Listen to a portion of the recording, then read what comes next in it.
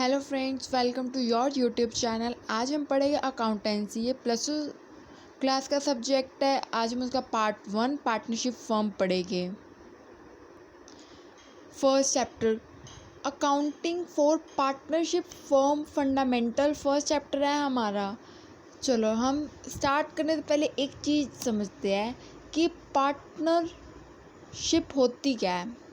Partners break करते हैं। Partners पता है ना क्या होते हैं? मतलब दो लोग, एक से ज़्यादा, मतलब एक से ज़्यादा ना। पार्टनर वही हम कह सकते हैं ना, एक से ज़्यादा दो पार्टनर होते हैं। आप फ्रेंड्स हो गए, एक से ज़्यादा हो गए, आप पार्टनर्स हो गए।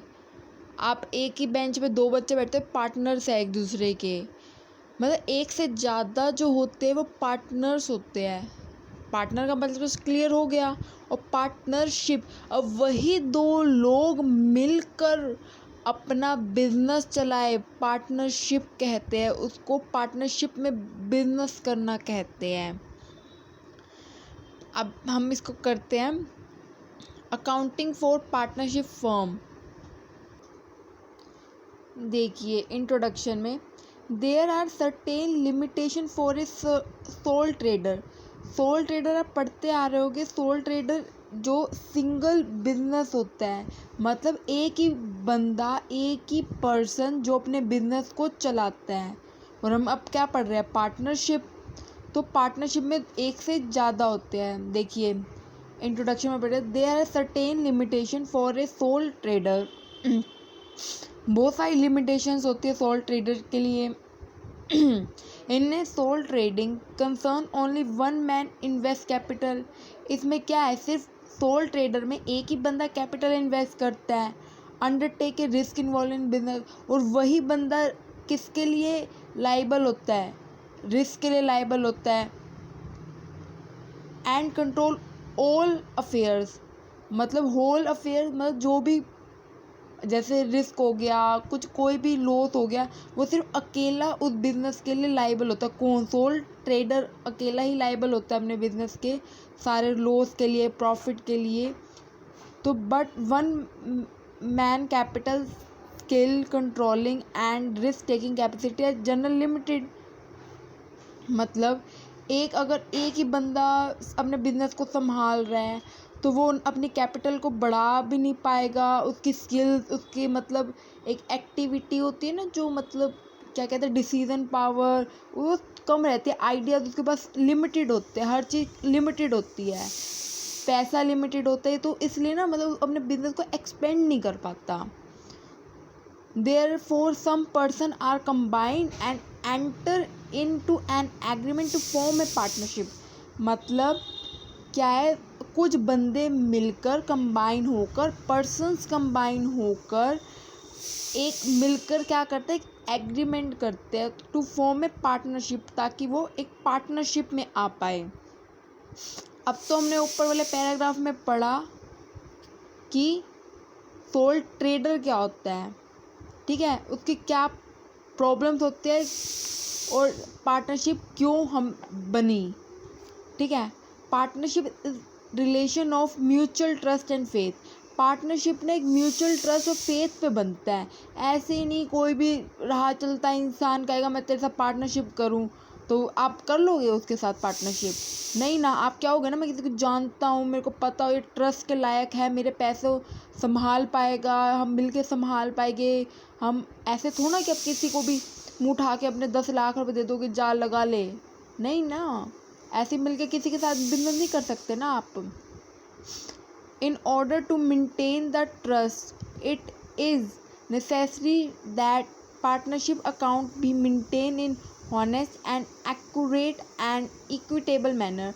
मतलब एक ईमानदारी से सही और इक्वल मैनर के उस पे बने। इक्वली मतलब सही, मतलब दोनों के साथ। अगर आप दो फ्रेंड्स हो, आप दोनों मिलकर बिजनेस कर रहे हो, तो दोनों को अगर दोनों सेम कैपिटल लगा रहे हो, जैसे आप दोनों 10 लाख रुपए लगा रहे हो कैपिटल, दोनों 10 लाख रुपीज़ अपने बिजनेस में इन्वेस्ट करो। कोई भी XYZ आप बिजनेस करो। अभी मेन क्या है समझना, इक्विटेबल। अगर आप दोनों 10 लाख रुपए लगा रहे हो अपने बिजनेस में, कोई भी आपने ब्रेड की फैक्ट्री लगाई तो अगर आपने दोनों इक्वल लगाया है पैसे, तो दोनों का प्रॉफिट भी इक्वल होना चाहिए ना। ये तो नहीं कि 10 लाख उसने लगाया है तो मतलब प्रॉफिट अगर आपको 10,000 रुपये महीना हो रहा है तो अब दोनों को 5-5 हज़ार रुपये मिलने चाहिए ना। तो इसलिए अगर ये तो नहीं कह सकता कि दूसरा पार्टनर कहेगा मैं तो 7,000 लूँगा तू 3,000 ले, नहीं ना। तो दोनों को इक्वल मिलना चाहिए, क्योंकि दोनों ने कैपिटल इक्वल लगाई है, पैसा इक्वल लगाया, तो वो इक्विटेबल मैनर होना चाहिए, एक्यूरेट होना चाहिए, होने मतलब ईमानदारी से होना चाहिए। Partnership account should present A true and fair picture of the partnership business. मतलब पार्टनरशिप में ना ट्रू और फेयर मतलब सही और अपने बिजनेस के प्रॉफिट लॉसेस की सही अकाउंट्स मतलब मेंटेन होने चाहिए, सही उनकी पिक्चर शो होनी चाहिए। पार्टनर्स का हक होता है कि अपने बिजनेस के बारे में जितना भी उसके लॉस हो रहा प्रॉफिट हो रहा सब कुछ जानने, खर्चे कौन से हो रहे हैं, इनकम कौन सी आ रही है, सेल कितनी हो रही है, पार्टनरशिप मेंबर्स का हक होता है। For this purpose it is necessary to study the definition of partnership as given in the partnership act. तो इसके लिए आपको पहले पार्टनरशिप की डेफिनेशन क्लियर होनी चाहिए जो पार्टनरशिप एक्ट में लिखी गई है, and relevant provision of partnership act the partnership account. मतलब जो उसके प्रोविज़न जो पार्टनरशिप अकाउंट को अफेक्ट करते हैं वो आपको प्रोविज़न भी पता होने चाहिए। देखिए nature of partnership firm as per accounting view point, मतलब अकाउंटिंग के पॉइंट ऑफ व्यू से partnership firm is treated as a separate business entity. मतलब अकाउंट्स के पॉइंट ऑफ व्यू से ना जो बिजनेस है वो अलग है और जो उसके पार्टनर्स है वो अलग है। However as per legal point of view partnership firm दोनों अलग, जो अगर पार्टनरशिप के पॉइंट ऑफ व्यू से देखा जाए ना दोनों एक ही है। अगर बिजनेस में लॉस होता है ना तो पार्टनर उस लॉस को बियर करेगी, ये नहीं कि बिजनेस बियर करेगा। किसके पॉइंट ऑफ व्यू से? पार्टनरशिप फर्म के पॉइंट ऑफ व्यू से। In other words it has no existence separate from its partner. मतलब वो बिजनेस अपने पार्टनर से अलग नहीं है। It means that in case of bankruptcy of the partnership firm, the private state of partner should be liable। अगर कुछ भी लॉस होता है बिजनेस में तो पार्टनर्स उसको बियर करेंगे, पार्टनर्स मिल बांट कर उस लॉस को उठाएंगे। ये आप न्यूमेरिकल से और अच्छे से समझेंगे। पर जैसे देखो एग्जाम्पल के फिर भी समझते हैं। देखिए अगर आप ए और बी दो पार्टनर्स हैं, वो उन दोनों ने को ना बिजनेस में लॉस हो गया 10,000 का, तो वो दोनों पार्टनर बिजनेस से नहीं लेंगे। अगर बिजनेस के पास पैसा नहीं है ना तो वो खुद पैसा लगाएंगे। मतलब जैसे बिजनेस के पास इतने प्रॉफिट्स नहीं है तो वो कहेंगे कि नहीं हम पैसा लगाएंगे बिजनेस में, मतलब हमारे लॉस ना हम खुद पैसे भर देंगे, उसके जो भी 10,000 रुपये ना मिल बांट के दोनों कर लेंगे, हम लाइबल हो जाएंगे। अगर ऐसी कंडीशन होती है तो, नहीं तो अदरवाइज बिजनेस से ही पैसा लिया जाता है। ठीक है, अब डेफिनेशन देखिए। डेफिनेशन ऑफ पार्टनर सेक्शन कौन सा है? Section 4 of the Indian partnership act 1932 defines following. मतलब कौन सा सेक्शन है ये भी याद करें। Section 4 Indian partnership act 1932। Indian partnership act 1932, please learn this. Indian partnership act 1932। देखिए डेफिनेशन क्या? Partnership is the relation between person who have agreed to the share of profit of a business carried on by all or any of them acting for all। ये समझने की चीज़ है कि ये क्या कह रहा है। पार्टनरशिप एक रिलेशन है किसके बीच में? पर्सन्स के बीच में। कहा ना कि पर्सन्स के बीच में रिलेशन है, दीवारों के बीच में थोड़ा ना। बिजनेस की बिल्डिंग जो हमने जहाँ पे खड़ी किया उसके बीच में थोड़ा आपका रिलेशन है, पर्सन्स के बीच में है, वही चला रहे हैं बिजनेस, ऐसे ही तो थोड़ा कुछ चला रहा है। Who have agreed to the share profit, मतलब आप अगर बिजनेस चला रहे हो तो किसके लिए चला रहे हो? प्रॉफिट कमाने के लिए ना। ऐसे तो नहीं कि नहीं टाइम पास के लिए, कई चलाते भी है टाइम पास के लिए, बट आपको प्रॉफिट पैसा को तो होता है ना कि नहीं हमने अगर पैसे लगाया तो हमें उस पर हमें प्रॉफिट भी तो हो, ऐसे थोड़ा हम लॉस में करें। ठीक है, और अगला देखिए business carried on by all or any of them acting for all. इस लाइन का मतलब समझिए डीपली।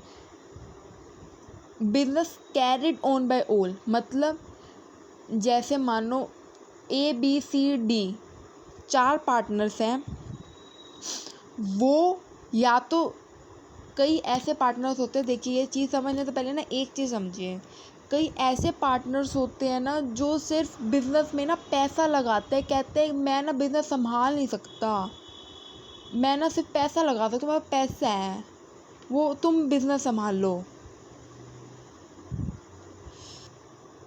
ठीक है। और कई पार्टनर्स को ना इंटरेस्ट होता है कि नहीं हम ना अपने पैसों को डबल करें, कई फ्री होते हैं, कई बंदे ना 2 बिजनेस कर रहे होते हैं,